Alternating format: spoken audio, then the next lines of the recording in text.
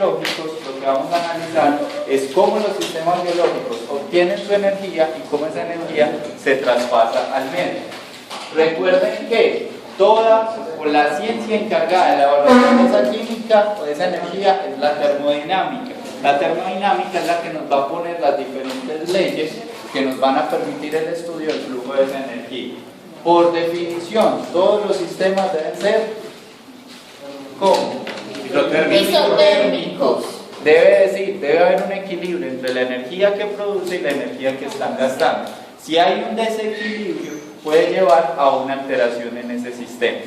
Por definición, todos los sistemas, cuando hay un exceso de energía, pasan esa energía a otro sistema para mantenerse isotérmicos.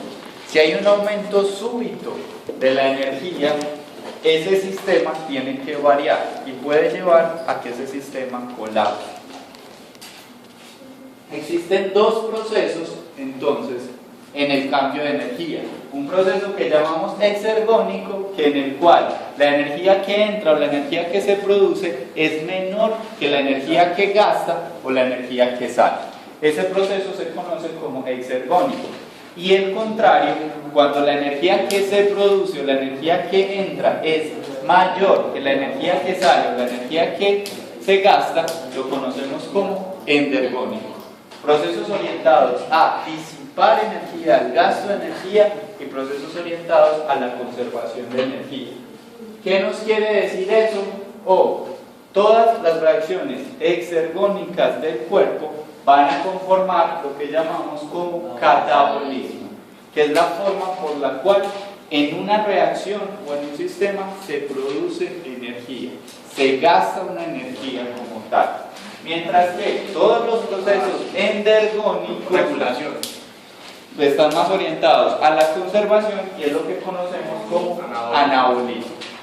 Están más orientados a la conservación o el mantenimiento de la energía en un sistema biológico. Cuando yo tengo un anabolismo y un catabolismo, voy a tener el metabolismo. ¿A qué corresponde el metabolismo? A los procesos anabólicos y catabólicos en el organismo. ¿Cómo se produce la energía? Les ponía el ejemplo, cuáles eran las cantidades de fosfatos libres que tenemos en el cuerpo y cómo esas cantidades son tan chiquitas que casi que si solo dependiéramos de eso no nos podríamos mover. Daría para 3 segundos o 3 contracciones o 2 segundos de actividad. ¿Qué quiere decir eso? No tenemos ni miércoles de energía. Por lo tanto, la energía se debe resintetizar o volver a producir. ¿Cómo se produce? ¿Dónde se obtienen esos 3 fosfatos? De 2 estructuras o de 3 procesos básicos. La fosforilación oxidativa, ¿listo? Que es la que a través de la cadena respiratoria voy a producir fosfatos o ATP a partir de la oxidación o por intervención del oxígeno, la glucólisis, en la cual por degradación de la glucosa voy a producir sustancias que me permiten producción de ATP, y el ciclo de Krebs, el ciclo del ácido cítrico, que por la descomposición de un sustrato que se llama acetil-CoA voy a producir otros ATP y voy a producir otras moléculas de fosfato.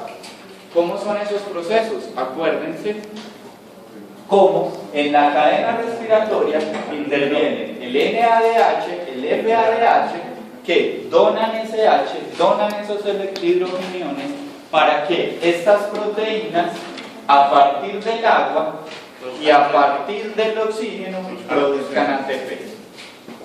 ¿Cuáles son los sustratos? El NADH y el FADH. Cuando los con la glucosa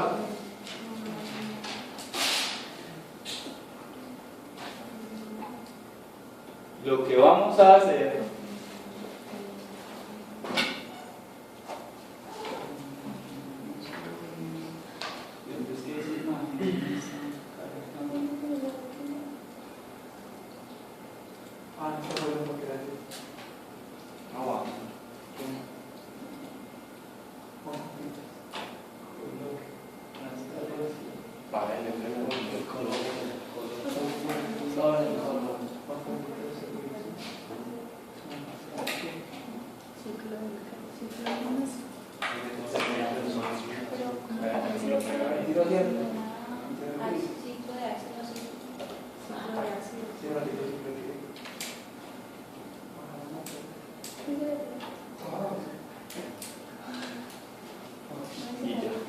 En esta tenemos como la glucosa, la degradación de la glucosa va en cada paso tanto a consumir ATP, pero me vuelve a producir el ATP que consume.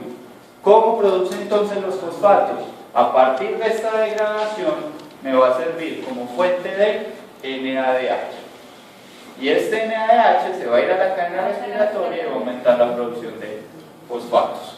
Por eso es que la degradación de la glucosa me va a dar diferentes sustratos. Pero además, les decía la vez pasada que también hay producción de piruvato, y el piruvato lo puedo convertir en acetil-CoA y llevarlo al ciclo de Krebs para producir más fosfatos. La glucosa yo la voy a degradar, voy a irle cortando enlaces y pegando el enlace. En esa degradación hay unas veces en que necesito consumir energía para transformarla, pero hay otros procesos que al transformarse producen energía. Cuando miramos el saldo neto, miren que aquí se consume un ATP, se consumen 2 ATPs, pero aquí se gastan 2 ATP, se producen, perdón, 2 ATP. Entonces uno diría, ahí no se están produciendo fosfatos, ¿cierto? Se gastan 2 y se producen 2. ¿Dónde es la producción? Por una vía que es a partir del NADH. Esto se va a la cadena respiratoria y va a producir fosfatos. Y por otro lado, por el piruvato, que el piruvato se va a convertir en acetil-CoA y se puede ir los sustratos del acetil-CoA al ciclo de Krebs. ¿Listo? Y esta es otra de las fuentes de producción. Claro. Y por último tenemos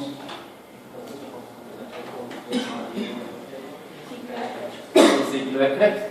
En el ciclo de Krebs, a partir del acetil-CoA, miren el piruvato donde está, es el piruvato donde venía, de la glucosa.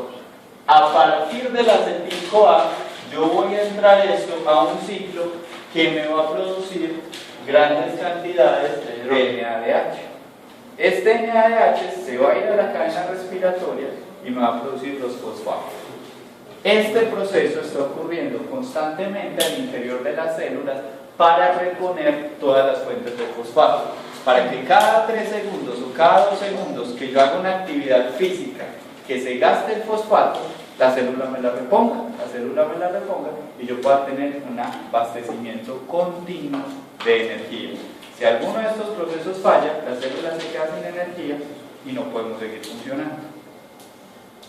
¿Dudas de esto, muchachos?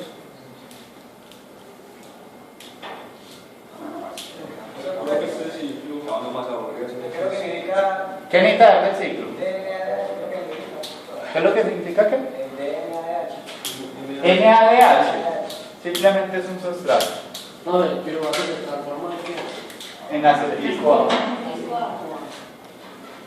Pero entonces, este ciclo también llega a construir ATP. Sí, porque mira que aquí hay sustratos. Producen NADH. Esto se va a la cadena respiratoria Produce y fosfatos. Entonces, primero vimos en la cadena de la glucólisis, ¿cierto?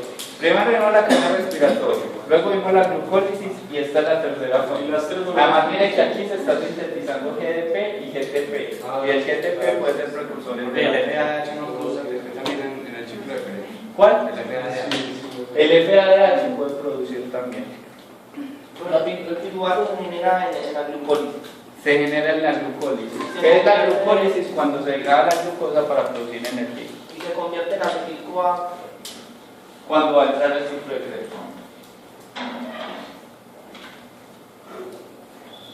¿Se entienden estos procesos?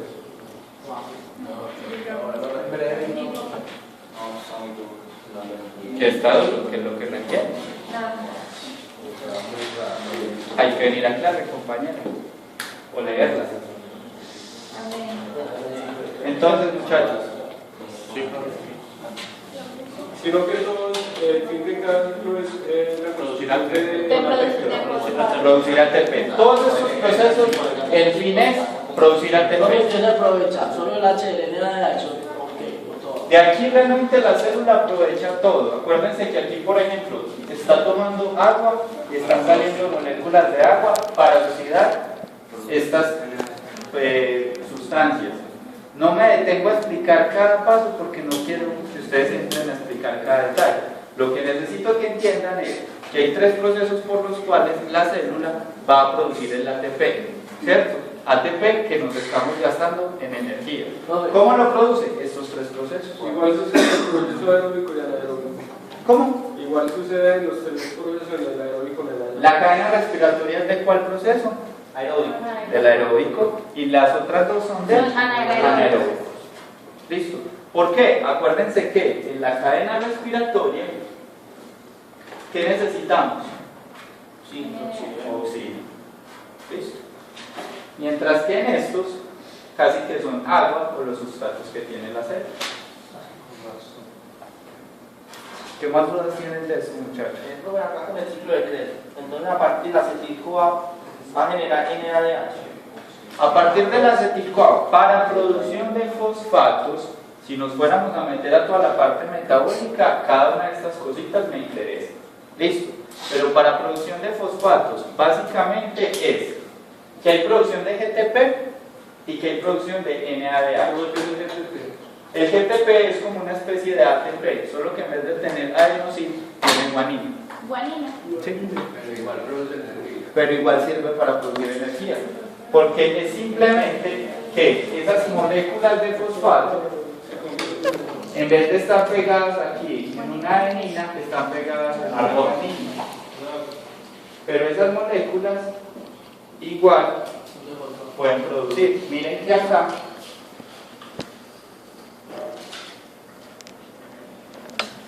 aquí no está, la glucosa no está. Bueno, es uno de los que también puede producir energía, porque también puede fosforilar proteínas. Él puede ceder uno de esos fosfatos y de eso genera energía. ¿Qué más conceptos tienen? ¿Dudas?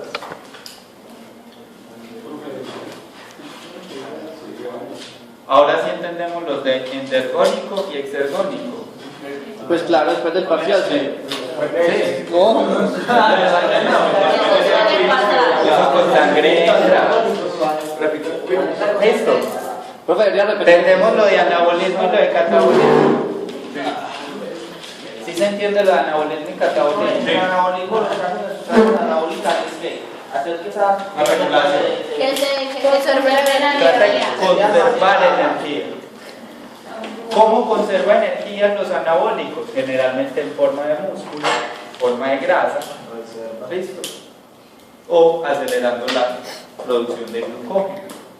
Por eso pueden producir fallas hepáticas, problemas musculares y problemas cardíacos. obesidad no produce growth. ¿Cómo? Obesidad. Claro, porque él trata de conservar la energía. ¿Y cómo se conserva la energía en el cuerpo? En forma de glucógeno, en forma de grasa y en forma de músculo.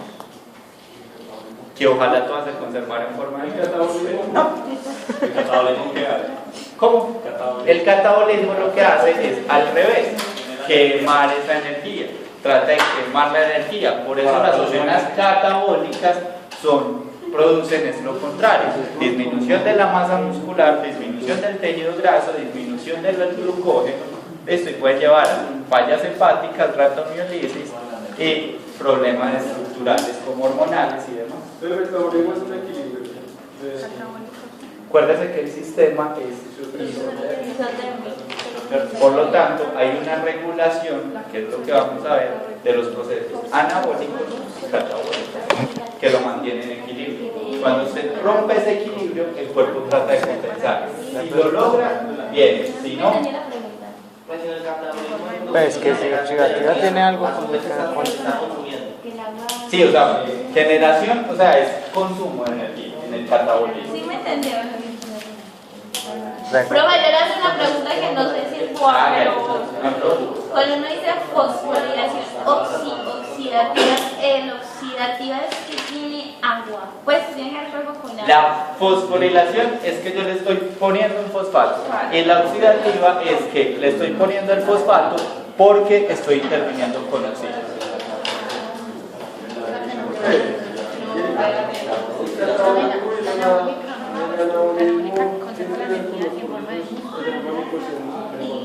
Cuando yo hablo de proceso endergónico o exergónico, estoy hablando de un proceso.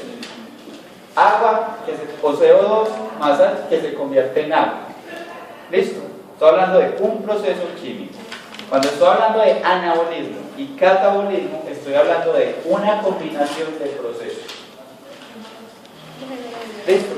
Acuérdense que en estos procesos yo puedo tener, que era ahorita de pronto lo que tú preguntabas, tanto producción como consumo de energía. ¿Qué es lo que me determina si es exergónico o endergónico? El resultado total. ¿Listo? Lo veíamos con lo de la vigilia y con lo del sueño. Durante la vigilia yo estoy comiendo, ¿cierto? Estoy produciendo energía porque estoy comiendo, pero estoy desarrollando diferentes actividades que hacen que gaste energía.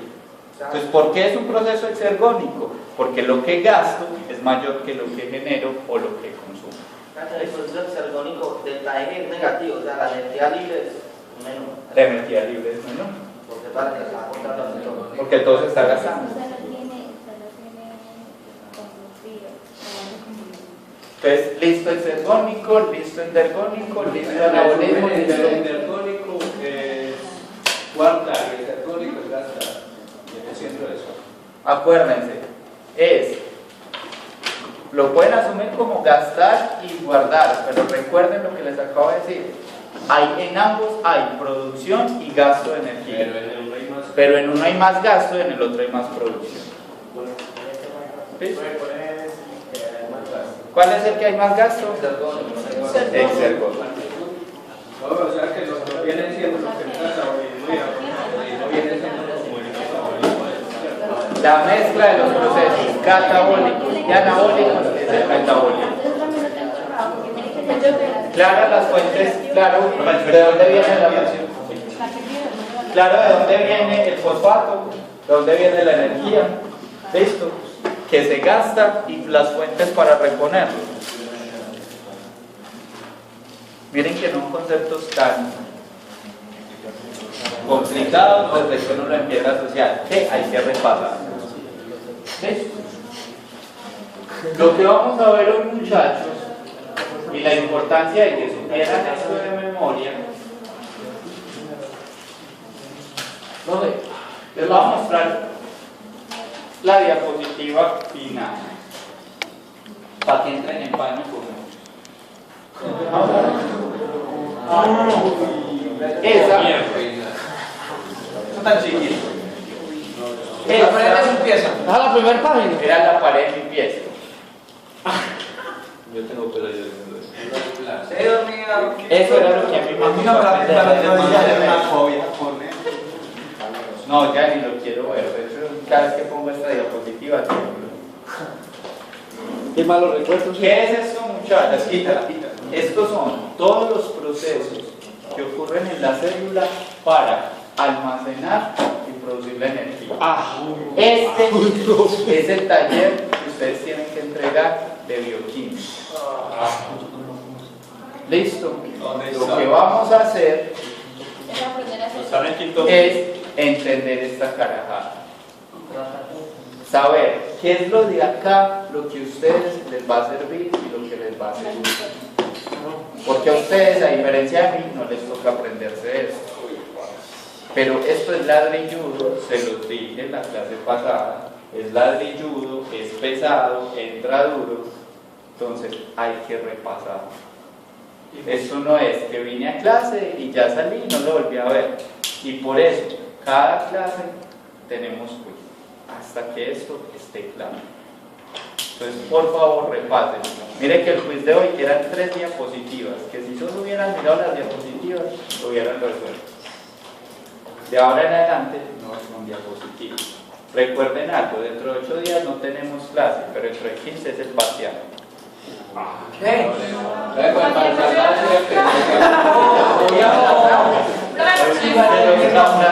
Porque yo la otra semana no estoy. ¿Listo? O si quieren les dejo el parcial. Hay que ¿listo? Eso es lo que vamos a estudiar. es el tema que vemos hoy y el taller que les dejo hoy para resolver. Dentro de 8, dentro de 15, entender.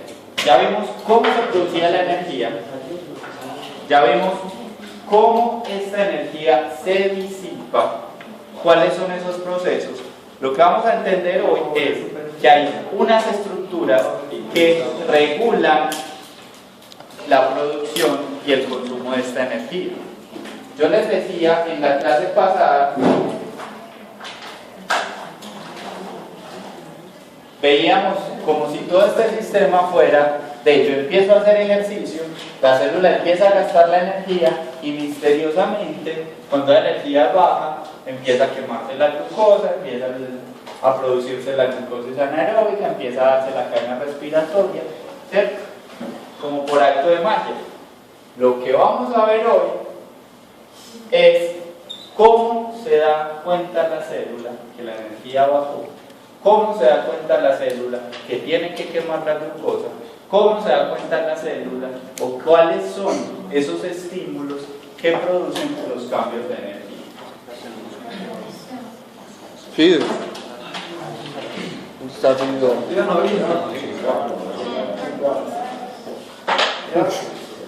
Y todo eso se reduce en cómo las hormonas se encargan de hacer la regulación de todos los procesos metabólicos.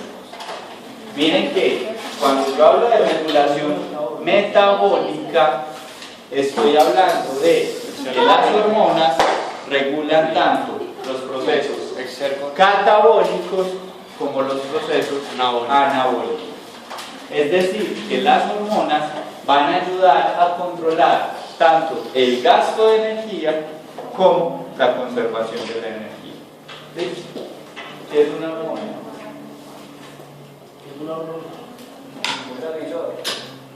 Transmisor. Más. ¿Cómo? Productor de energía.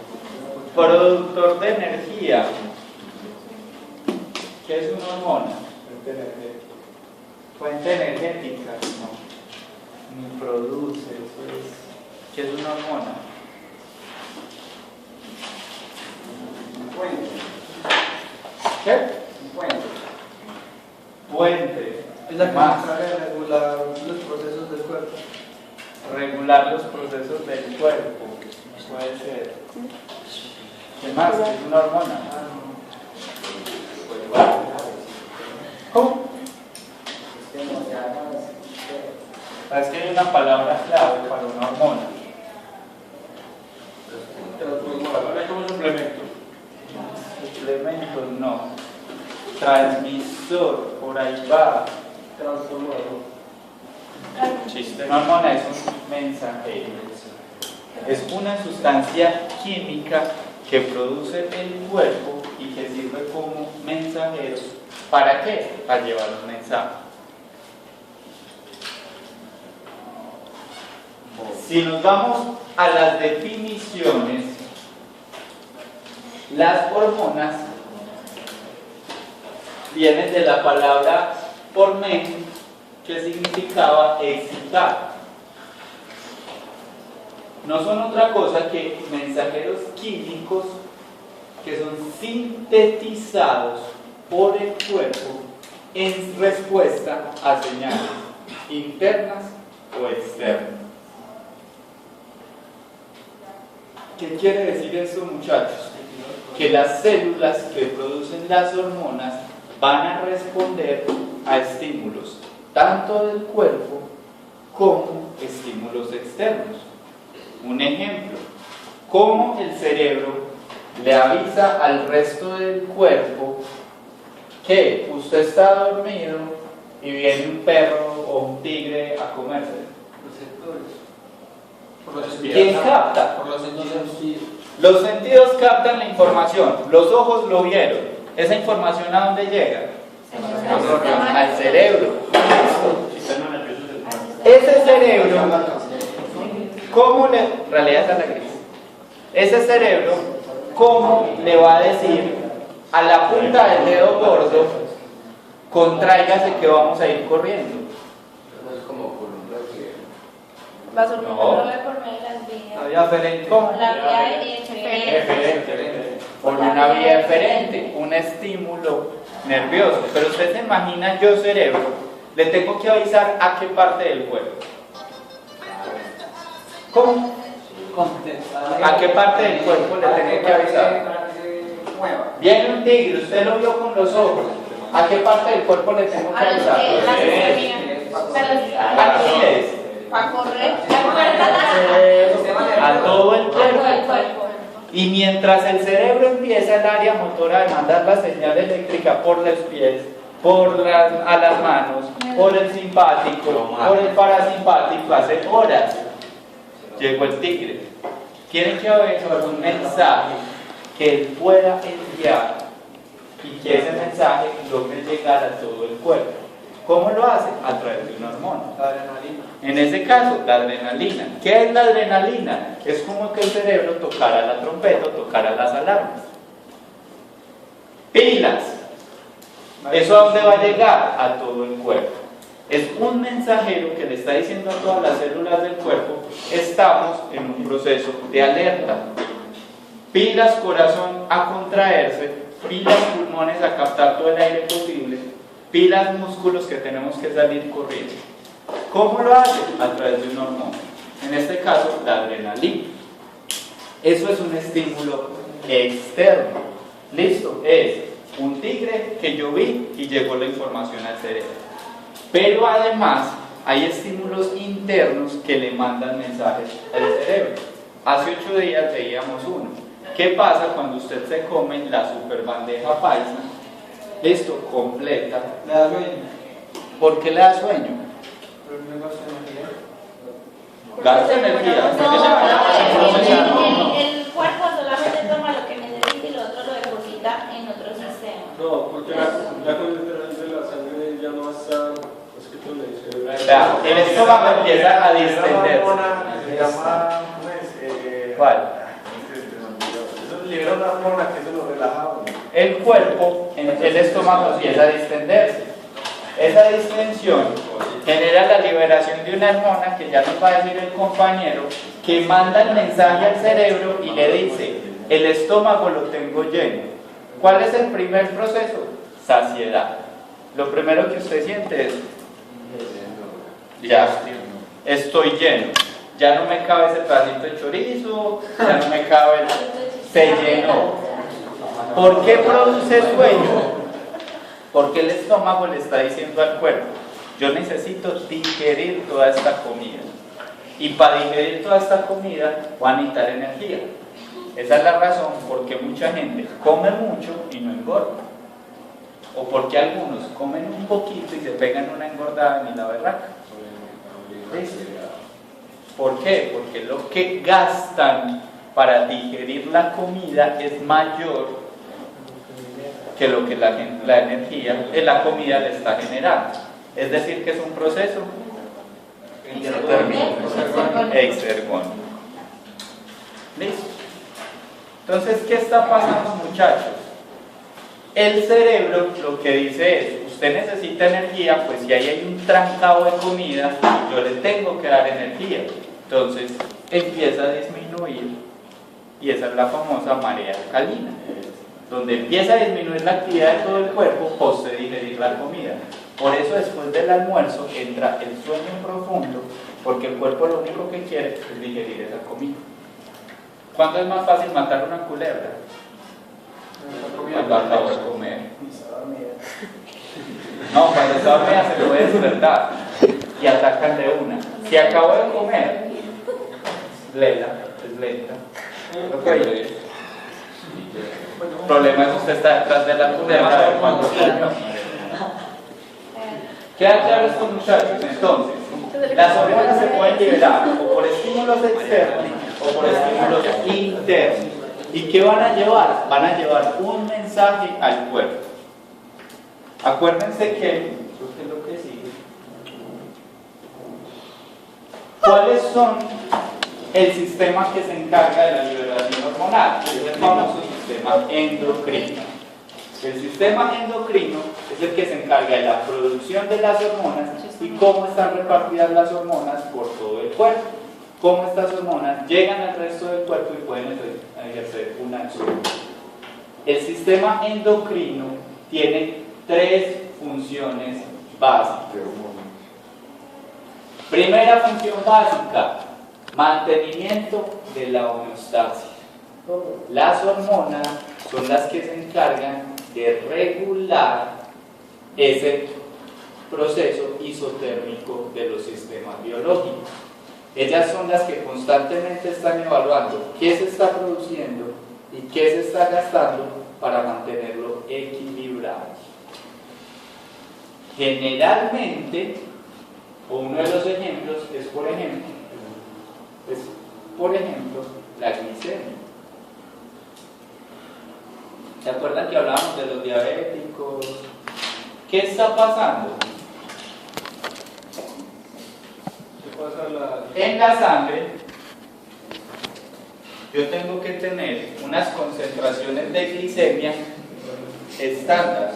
Normalmente, ¿cuáles son las concentraciones de glicemia en la sangre? De 60 a 120 milimoles de glucosa. Eso es lo que yo normalmente tengo en la sangre. ¿Qué pasa cuando como? Si yo me comí un confite, acuérdense que veíamos en el proceso de digestión, se degradan carbohidratos, esos carbohidratos son absorbidos ¿en dónde? En la glucosa. Ajá, ¿dónde son absorbidos los carbohidratos en la digestión? ¿En qué parte del tracto digestivo? En el intestino delgado. Listo. Después del ayuno y el duodeno, se van a absorber esos carbohidratos. ¿Y qué va a pasar con esta concentración? Si yo tenía 60 pedacitos de glucosa y me comí 17 chocolatinas, ¿qué va a pasar con la glucosa en la sangre? Va a aumentar. Yo puedo tener niveles postprandiales o después de comer de hasta 200 y 400 milimoles. Subió la glucosa. Si subió la glucosa, ¿esto está equilibrado? No. El cuerpo detecta esos niveles elevados de glucosa y se va a una estructura que llamamos, páncreas.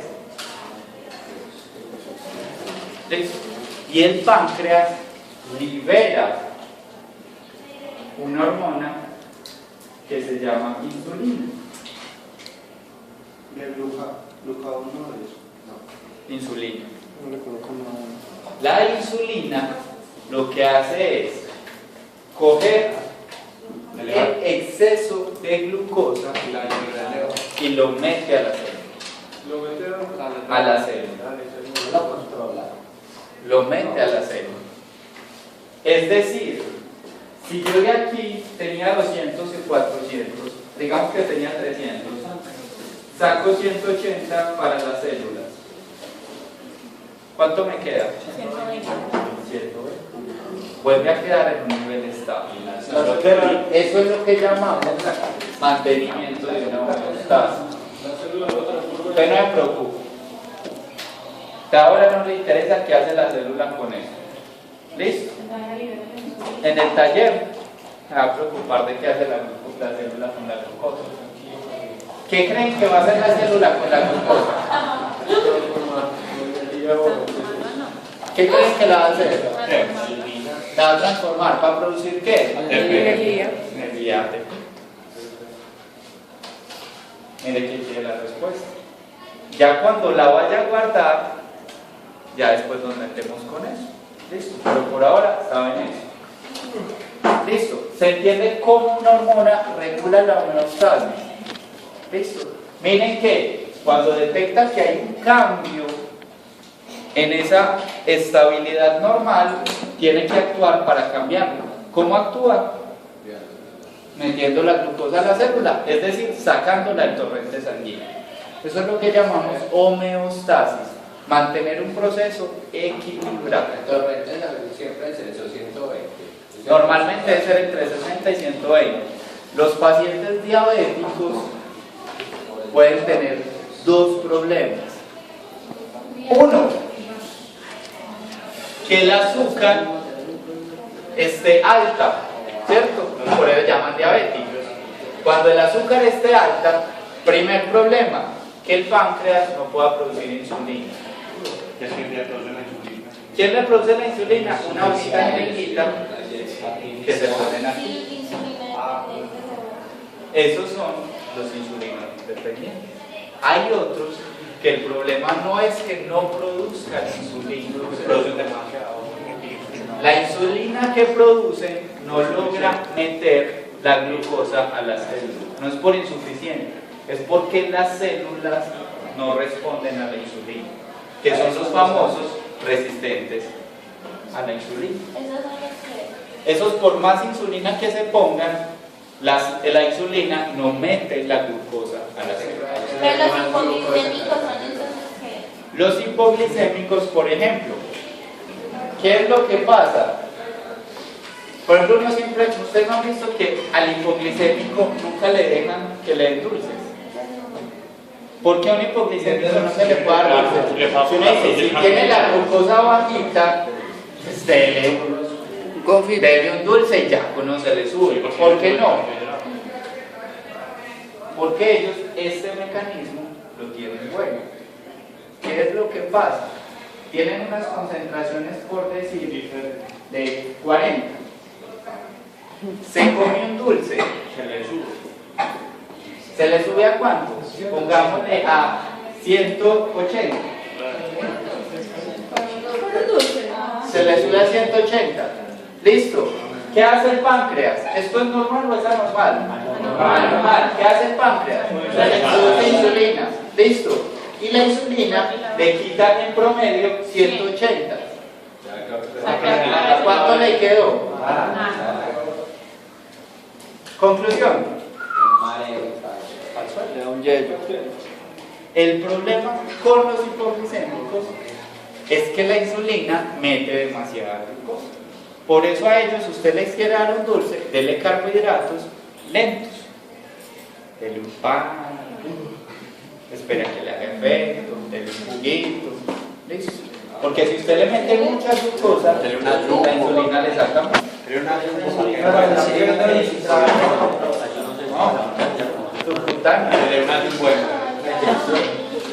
Entonces aquí cogen un gordito de grasa, Con una chocolatina ya plena de... el miso lo acá. ¿Cuánto hay acá? Tenía el de glucosa. Cuando se da mucho es cuando sale de la reserva. No. ¿Qué pasa? ¿Se acuerdan por qué cuando uno tiene diarrea no toma Coca-Cola? Yo no había eso. Ay, yo no tengo diarrea como Coca-Cola. ¿Qué está pasando? Estamos fallando. Eso es muy diferente que Coca-Cola sola. ¿Por qué? Eso lo vimos.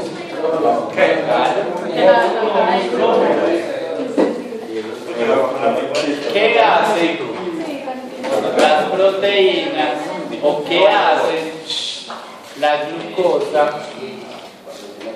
en el tracto con las células o con la membrana de las células del tracto digestivo? ¿Qué? ¿Se repite por favor? Cuando la glucosa está en el tracto digestivo, ¿listo? ¿Qué hace? Presiona las células, presiona la membrana tratando de entrar y eso hace que se libere agua. Por lo tanto, si usted tiene diarrea y toma Coca-Cola, se va a deshidratar más. Por eso, si usted está deshidratado y toma Coca-Cola, se va a deshidratar más. Llegue usted con mucha sed, tómese una Coca-Cola y 2 minutos después, ¿cómo está? Con más sed. Pero no solamente con la Coca-Cola, tiene que ser bebida muy dulce, ¿no? Claro, con cualquier bebida dulce. Porque ¿qué hace la glucosa?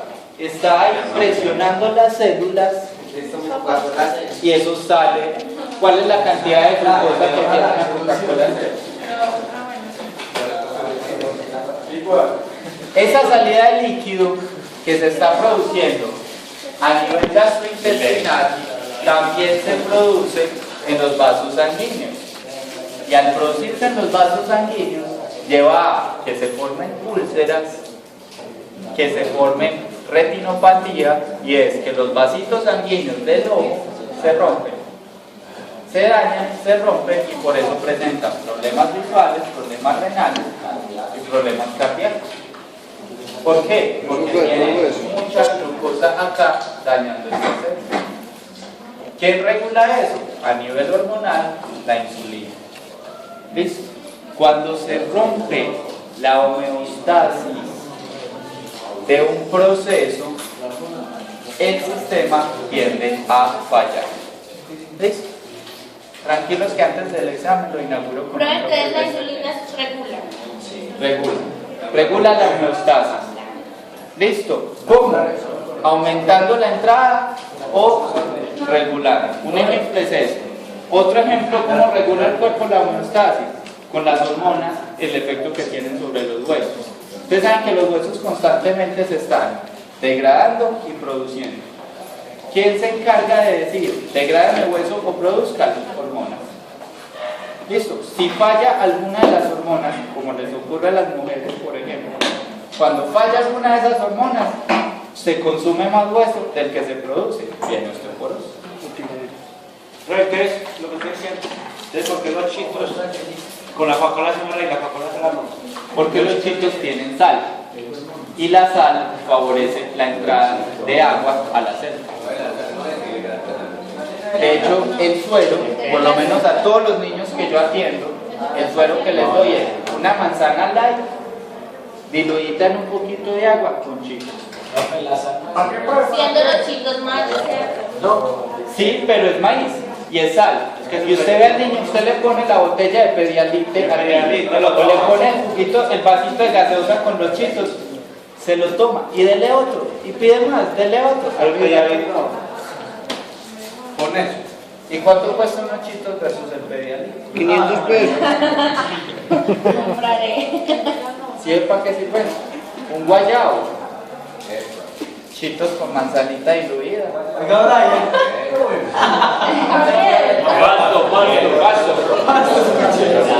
¿Cuál es la segunda función de las hormonas? Respuesta ante circunstancias externas. Ahorita les ponía el ejemplo de amenazas. Cuando hay una amenaza externa, el cuerpo tiene que responder rápido. ¿Y cómo lo hace? A partir de hormonas. Listo.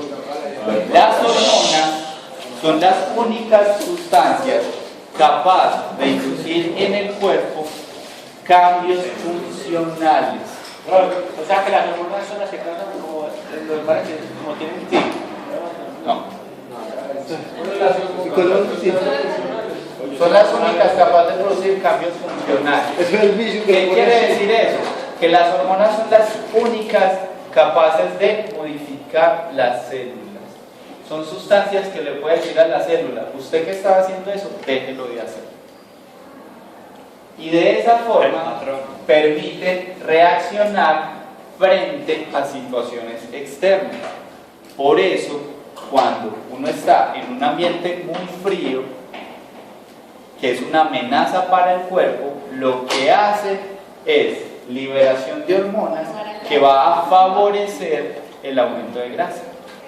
Le va a decir a las células, normalmente usted quería formar músculo, fórmeme grasita. ¿Cómo? ¿Cuáles son los receptores?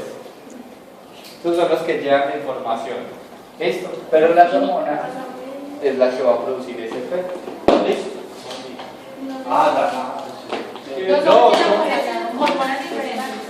No, pero no es tienen dentro de la diferentes concentraciones. ¿Me explicar lo de la amenaza? Cuando hay una amenaza, sea por ejemplo, que vos veas un tigre que te estés cayendo de un quinto piso, aunque no hay mucho que hacer, por favor, las que liberen. El cuerpo capta ese mensaje y para avisarle a todo el cuerpo que hay que responder rápido, libera la adrenalina, por ejemplo. Es decir, manda una señal en respuesta a un medio externo, como una especie de reflejo. Es simplemente una señal que permite llegar a todo el cuerpo. Otro ejemplo era el que te decía, cuando por ejemplo no es una amenaza directa, pues como que requiera alerta, sino por ejemplo ante el frío. Ante el frío se liberan hormonas que primero producen más calor, pues más grasa que va a mantener el calor. Segundo, el tiritero. ¿Para qué? Contraiga músculos para que en esa contracción se genere calor. Segundo, la posición fetal, que es traiga todo al centro para tratar de mantener calor. El dolor también entra ahí. De cierta forma es otra señal que utiliza el cuerpo para tratar de conservar calor. El dolor. En la regeneración de adrenalina por ejemplo, los médicos tienen separada, imagínate que inyectan adrenalina. La adrenalina, lo que pasa es que estas hormonas se producen normalmente en el cuerpo. ¿Qué hemos hecho en medicina? Saber cómo funcionan para poderle servir. Por ejemplo, en ese caso, cuando el paciente entra en un paro, yo le pongo adrenalina para que el corazón lata más fuerte, para tratar de que el corazón reaccione. Es bien. ¿Cómo? Pero el ejemplo que usted ponía de después de la circunstancia externa, no ve un siglo viene que capta primero de cambiar la hormona. Eso lo capta. Primero el ojo. Esa información viaja al tálamo. El tálamo tiene dos vías. Uno lo manda a la parte occipital, que es el que dice, hey, viene un tigre, y en paralelo está llegando a la amígdala. La amígdala detecta que es una amenaza y la amígdala lo manda al hipotálamo y el hipotálamo libera la hormona.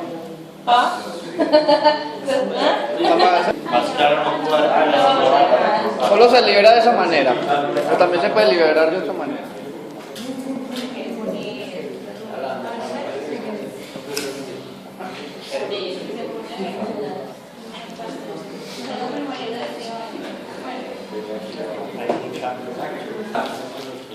El tálamo lo manda al occipital, se reconoce el tigre, y lo manda a la amígdala. La amígdala detecta que es una señal de amenaza. Profe, ¿por qué a la amígdala? Y grita. Porque la amígdala es la que reconoce eso. Estoy hablando de amígdala cerebral.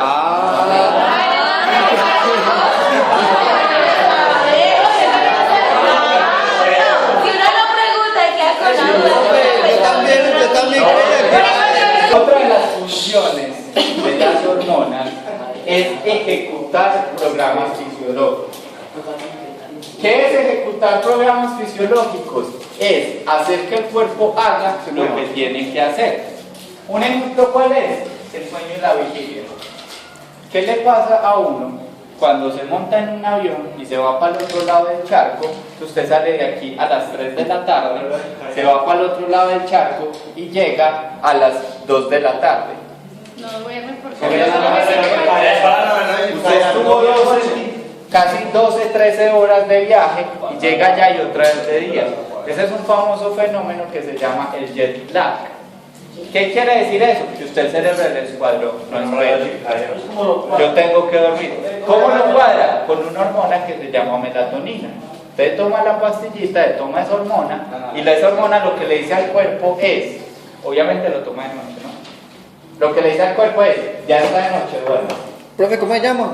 Melatonina. ¿Y sirve para dormir o qué? Como el Solpiden. Sí, pero es que el Solpiden afecta otras cosas. La melatonina lo que hace es reiniciar el ciclo circadiano. Le dice, olvídese de todo el ciclo circadiano que usted traía y empezamos a dormir y empezamos desde cero. Pero esta ranina. Eso sí. ¿Qué es lo que pasa? Él lo que te está haciendo es reiniciándose. Si usted aquí se toma una melatonina para dormir, para mañana venir a clase, pues qué huevona. O sea, si igual usted viene con el mismo ritmo y va a seguir con el mismo ritmo, no le va a servir con carajo. ¿Cuándo funciona? Cuando yo tengo que reiniciar ese ciclo. Muy buena, melatonina. En situaciones normales, el sueño y la vigilia, cuando usted se despierta y cuando usted se duerme, está regulado por hormonas. Esas hormonas son las que empiezan a enlentecer el cuerpo, bloquean las señales del cuerpo, hace que usted se duerme y hace que usted se despierte. maduración, que aquí a muchos como que les faltó de pedacito, ese gen no les vino, listo. ¿Qué favorece? La maduración de las células, favorece la diferenciación de las células y es lo que hizo que en vez de que este salón estuviera lleno de mujeres, existan hombres acá. Todas las células por defecto, todos los fetos por defecto van a ser hembras, hasta que llega un punto en el que se expresa un gen que produce la testosterona y hace que ese feto que iba a ser hembra se diferencie a macho. ¿Listo? Ayudan en la maduración y en la diferenciación celular. Sexual. ¿Qué dije? Celular. ¿Cómo es?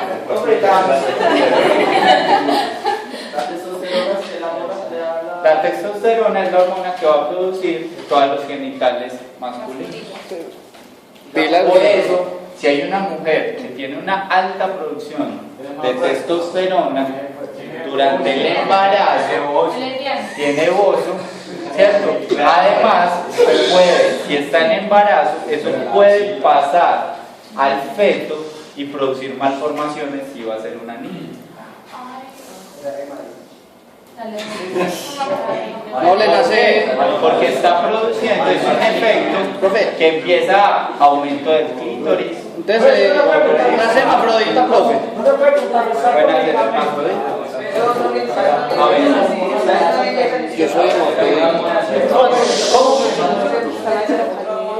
por eso, usted puede tratar de controlarlo, pero ¿cuál es el problema? Que ya pasó el periodo de diferenciación sexual. Vea la tecnología de ahora. Lo que ellos decían, por ejemplo, cuando hacen estos transgéneros, que son hombres que se cambian de género, mujeres, lo que hace es inyectarse hormonas femeninas o masculinas para tratar de modificar qué características, la voz, el vello, ¿cierto? Los genitales es muy difícil que cambien. Mama, pero tampoco cambian mucho, o sea, no sueñan porque tengamos La testosterona a mí no me hizo nada. no cambian. Yo me inyecto. Listo, muchachos. Ese es el efecto. Miren el efecto que tiene una hormona sobre una célula. Puede llevar hasta ese tipo de Profe, ¿qué es la testosterona? Hormonas masculinas. Pero también le puede llamar a la mujer. Las femeninas, ¿cómo se llaman? masculina. ¿Qué efecto tiene? Dependiendo del tejido. La femenina, ¿cómo se llama? La progesterona, los Estrógenos. Para que una hormona actúe, tiene que haber un proceso, o sea, tiene que haber un proceso de interacción con tu receptor. ¿Qué es lo que pasa? La hormona, existen diferentes tipos de hormonas. Hay unas hormonas que pueden entrar a la célula, otras que no, pero siempre la hormona, si es un mensajero, ¿qué tiene que tener? Un receptor que reciba el mensaje. ¿Dónde van a estar esos receptores? Pueden estar al interior de la célula, en la membrana nuclear, o al exterior de la célula, en la membrana citoplasmática o en la membrana celular. ¿De qué va a depender si son intra o extra? De la hormona que los vaya a recibir. Existen diferentes mecanismos de comunicación hormonal. Esta comunicación no hay por allá. Listo. Yo puedo tener una comunicación endocrina en donde la célula que manda el mensaje y la célula que la recibe están separadas por una gran distancia. Un ejemplo, la adrenalina, ¿cierto? Se produce en el cerebro o se produce en las suprarrenales, para ser más específicos, y ¿a dónde va a actuar? En el corazón. Miren que las células desde acá hasta acá hay una gran distancia. Eso es lo que llamamos la comunicación endocrina. tenemos una comunicación que se llama paracrina. De las suprarrenales. ¿Cómo? Glándulas suprarrenales. O sea, arribita del riñón. La paracrina es donde la célula que envía la señal y la célula que la recibe están cerca. Un ejemplo del hipotálamo a la hipófisis, que son dos estructuras ahí pegaditas, se envía una información paracrina. Con el hipotálamo a la hipófisis. ¿Cómo? Cualquier mensaje. Listo, o sea, yo voy a mandar una hormona, lejos es endocrina, cerca es paracrina. Y cuando yo la envío, yo célula, envío un mensaje que va a actuar sobre mí mismo, se llama autocrina. Entonces, hay que ver ese ejemplo que hablaba del hipotálamo a las amígdalas. No, es cerca, sí. ¿Dónde quedan las amígdalas? Hay unas aquí que son las cerebelosas, están estas que son las manillas y hay otras que son las cerebrales que están en la mitad del cerebro. No, ¿cuál es el ejemplo del autocrino? Que Dios me lo envía a la misma célula. Por ejemplo, algunas del hipotálamo, algunas de la hipófisis. Pero todas las células pueden hacer eso, mandarse la información en medio. ¿Dónde se producen las hormonas? Se producen en las glándulas secretoras. ¿Cuáles son las glándulas productoras de hormonas? Tiroides, glándula suprarrenal, hipófisis, el timo, Glándulas secretoras. en unas glándulas secretoras.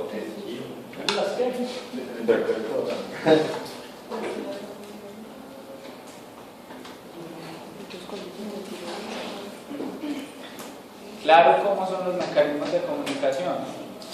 Ahora, esta célula o una hormona, ¿cómo va a inducir un cambio en la célula? Bueno, miren el reloj, es que vamos hasta las 7. Así que ya saben a qué horas terminan. Faltando 10 para las 7. Hasta las 6. ¿Cómo? Hasta las 6. Solo el 6 de septiembre es hasta las 6. De resto, hasta las 7. ¿Cómo se dan los mecanismos de acción? Un primer mecanismo es la hormona, entre más hablen, más largo nos vamos. Acuérdense que tienen parcial dentro de 15 días. ¿Qué quiere decir esto? Que si este tema no lo acabamos hoy, leanlo, no lo vean en el parcial. Las diapositivas están en el correo. Los receptores intracelulares, la hormona viaja hasta la célula, entra a la célula y el receptor lo va a encontrar dentro de la célula. Generalmente son hormonas que llamamos esteroideas o hormonas que llamamos lipídicas. Son hormonas grasosas que pueden meterse por la membrana, entrar a la célula y ejercer su acción. Profe, que la hormona viaja a la célula. Uno de los mecanismos son cuando hay receptores intracelulares. ¿Qué hace? Esta célula produce la hormona, la libera, viaja por el torrente sanguíneo y aquí está la otra célula. ¿Cierto? Esta es la membrana y aquí está la membrana nuclear. Aquí está el receptor. ¿Qué tiene que hacer la hormona? Recibir. Entrar a la célula y pegarse al receptor. Esos son los receptores intracelulares. Otro tipo de mensaje